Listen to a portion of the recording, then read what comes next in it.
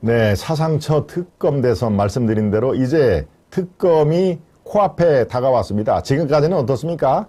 당사자인 이재명 더불어민주당 대선 최종 후보로 결정이 됐죠. 특검은 안 된다. 라고 계속 견지를 해왔습니다. 그래서 본인 문제이기 때문에 특검을 안 한다 하면서 야당에서는 뭐라고 그랬습니까? 특검을 거부하는 자가 바로 범인이다라는 이제 그런 프레임으로 상당한 공방을 펼쳤는데, 네, 어제 오후 관훈 토론회에서 입장을 수정을 했습니다. 네, 정말 이거는 상당히 의미 있는 수정인데요. 예, 검찰 수사가 미진하면 이런 단서를 붙이긴 했습니다. 이른바 조건부 수용이죠. 미진하면은 특검을 수용하겠다. 단 검찰 수사가 미진하는 거 하나, 그 다음에 야권 후보로 결정된 윤석열의 검찰 고발 사주권도 같이 묶어서 특검을 하는 거는 내가 동의한다라고 어제 처음으로 입장을 선회한 것입니다. 예, 본인 문제, 대장동 게이트, 화천 개요 데이트가 본인이 하여튼 직간접적으로 지금 이렇게 연계성이 있다고 보는 거 아니겠습니까? 거기에서 본인 입으로 조건부나마 특검을 수용할 수도 있다라고 하는 것은 상당한 진일보한 것이죠. 왜 그랬을까요?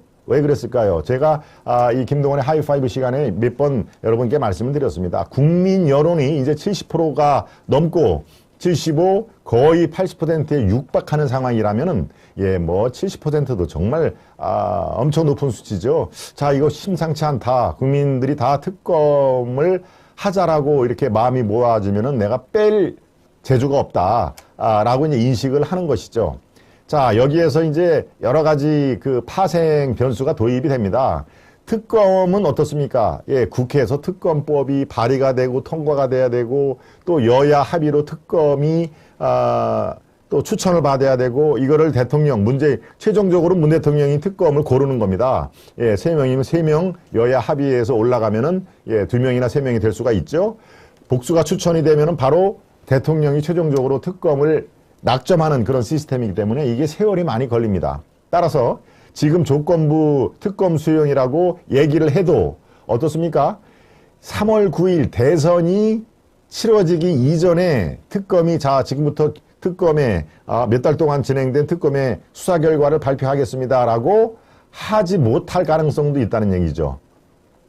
네, 지금 이제 11월 오늘이 11일이죠. 12, 1, 2, 3 딱 4개월이 채 안 남았습니다. 그렇죠. 4개월에서 이틀 빠지는 지금 상황이 돼가고 있는데요. 지금부터 준비를 하더라도 특검이 구성되는 데만 해도 한 달 보름, 2달이 걸릴 겁니다. 그러면 이제 2달에 뭐 검사 한 7, 8명으로 시작이 되겠죠. 나중에는 뭐 한 10대 명까지 더 보완을 해달라고 하면 또 보완을 해주고, 그 사람들이 2달 만에 이걸 명쾌하게 가려낼 수 있을까요?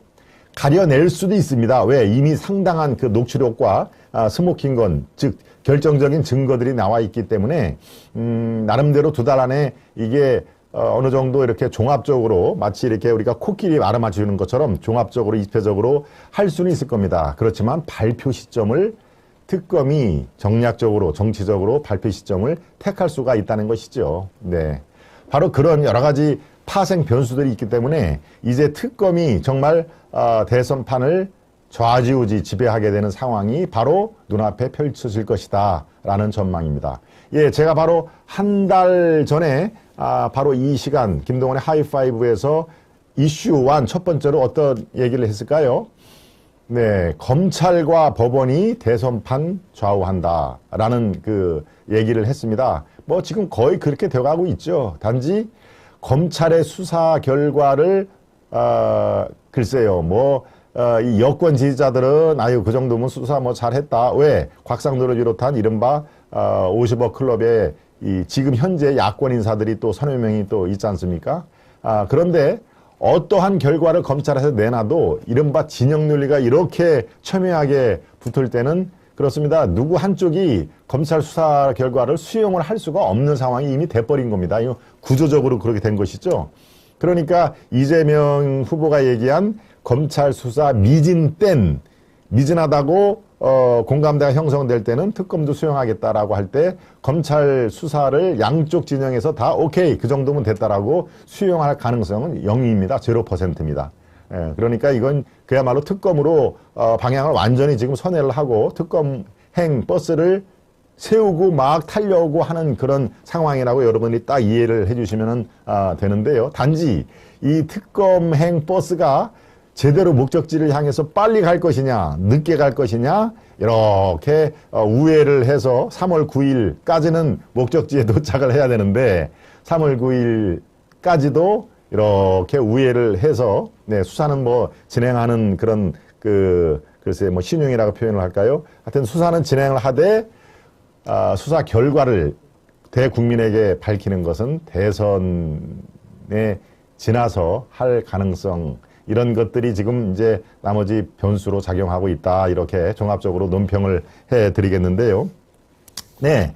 어제 이 이재명 후보가 어떤 자리에서 이 얘기를 했는지 여러분들 아마 이 시사에 밝은 분들은 아마 아실 겁니다. 네. 관훈 클럽이라고 하는 중견 언론인 모임의 단체가 있습니다. 거기서 이렇게 이런 이른바 유력 정치인들 대선이라든가 또 지난번에 서울시장이라든가 이런 큰 정치의 계절이 들어오면 이런 분들을 불러서 이제 토론회를 하죠. 주로 기자들이 묻습니다. 네.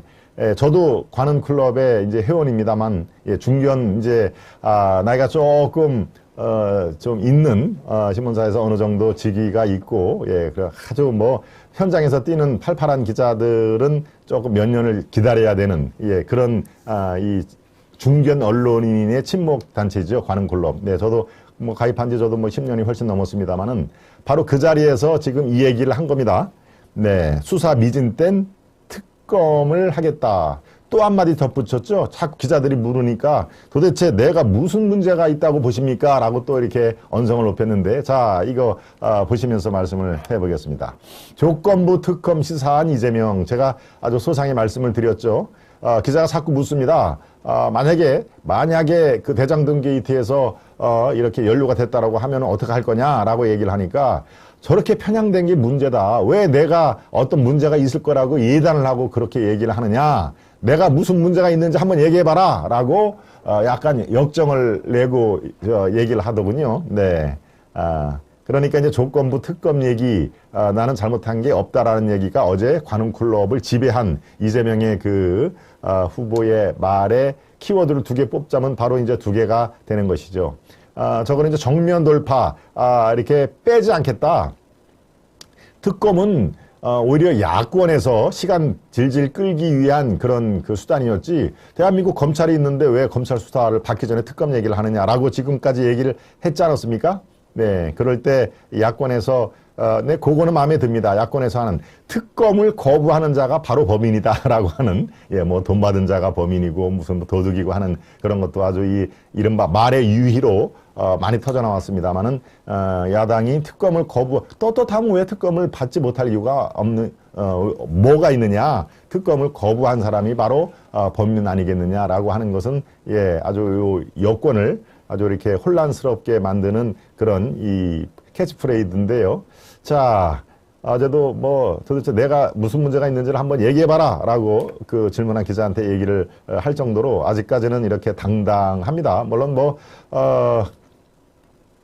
글쎄요, 저 당당함이 이제 대선 내내 지속이 될지 여러분들이 지켜볼 관심 포인트라고 말씀을 드렸죠. 네, 작은 제목으로 더 보완 설명을 드리겠습니다. 네, 기존 수용 방향 불가 방치 말씀드린 대로죠. 방향을 어제 일대 선회를 했다. 네, 이게 바로 즉흥적으로 절대 나오는 게 아닙니다. 이거는 자, 특검을 수용할 수밖에 없는 상황이 됐습니다라고 이제 캠프에서도 된 거죠. 왜? 제가 좀 이따 말씀드리겠지만 여론조사에서 무조건 70% 넘는 국민들이 다 특검은 불가피하다, 특검은 무조건 해야 된다라고 돼 있으니까 이제 국민 여론을 무시를 못하는 겁니다. 따라서 적절한 시기에 특검을 이 조건부 특검, 나도 좋다, 특검 받을 때 윤석열 너도 그러면 검찰 고발 사주로 특검을 같이 받자, 이른바 쌍끌이 특검을 같이 받자라고 딱 생각을 한 다음에 바로 타이밍을 맞춰서 어제 관훈 클럽에서 얘기를 한 것입니다. 네, 여당 야와 특검 협상 나설 수 있다. 어제 바로 이제 송영길 그 민주당 대표가 화답을 했죠.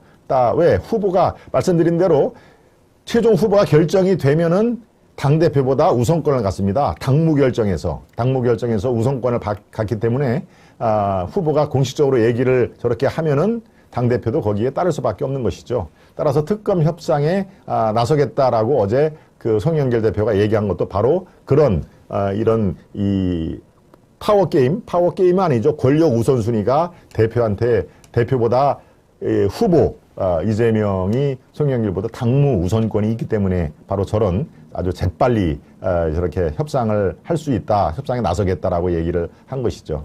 네, 그런데 어제 야당에서는 이걸 보고 사전 입맞추게 하는 특검은 안 된다. 또 약간 이제 경계를 하는 모습이죠.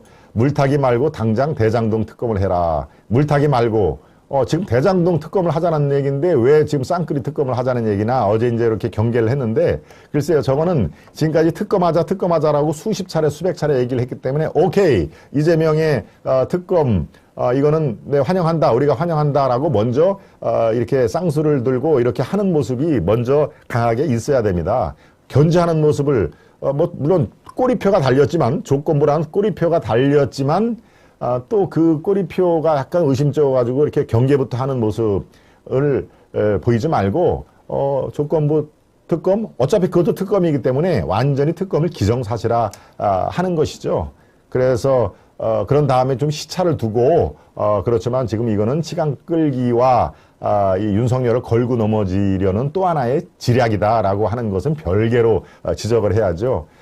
저렇게 그 관훈토론에서 조건부 특검을 얘기하자마자 딱 경계를 하는 모습을 보면은요, 이게 또 야당에도 그렇게 아주 100% 흔쾌히 받아들이지 못하는 무엇이 있을 수가 있겠구나라는 그런 식으로 국민들이 받아들이면 이게 효과가 반감됩니다. 그러니까 야권에서도 특검을 아주 흔쾌히 받아들이는 모습, 그래서 기정사실화하는 모습이 먼저 표출이 되는 그런 게 아쉽다라고 저는 어제 곰곰이 생각을 많이 해본 끝에 내린 결론입니다.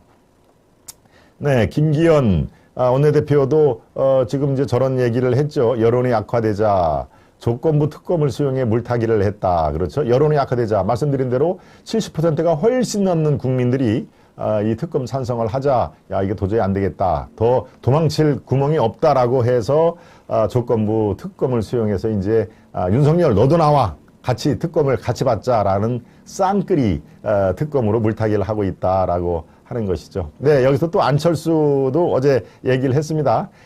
특검을 안 받겠다는 말장난을 한다.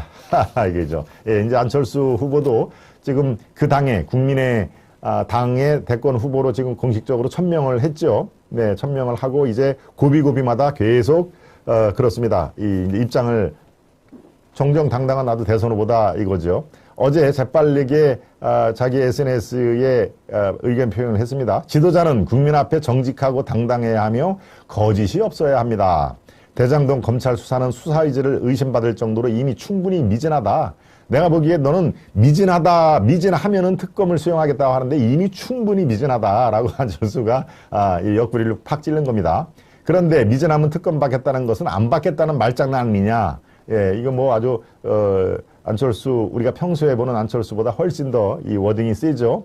윤석열 후보도 쌍특검 받겠다고 했으니 이제 이재명 후보 거부할 명분도 없다. 즉각 특검을 수용하겠다고 얘기하는 것이 바로 떳떳한 자세다라고 어제 딱 아주 오후에 재빠르게 이 의견 표명을 했습니다. 그래서 저도 이제 이걸 보고서 안철수 후보가 그동안 10년 넘는 세월에 정치판에서 참 풍파를 많이 겪었지만 이제 뭔가 이 민첩하고 대응할 때 대응하고 빠질 때 빠지는 그야말로 이 정치적인 그 쇼맨십, 네, 이런 트레이닝을 많이 받았다 하는 느낌을 제가 받습니다. 네.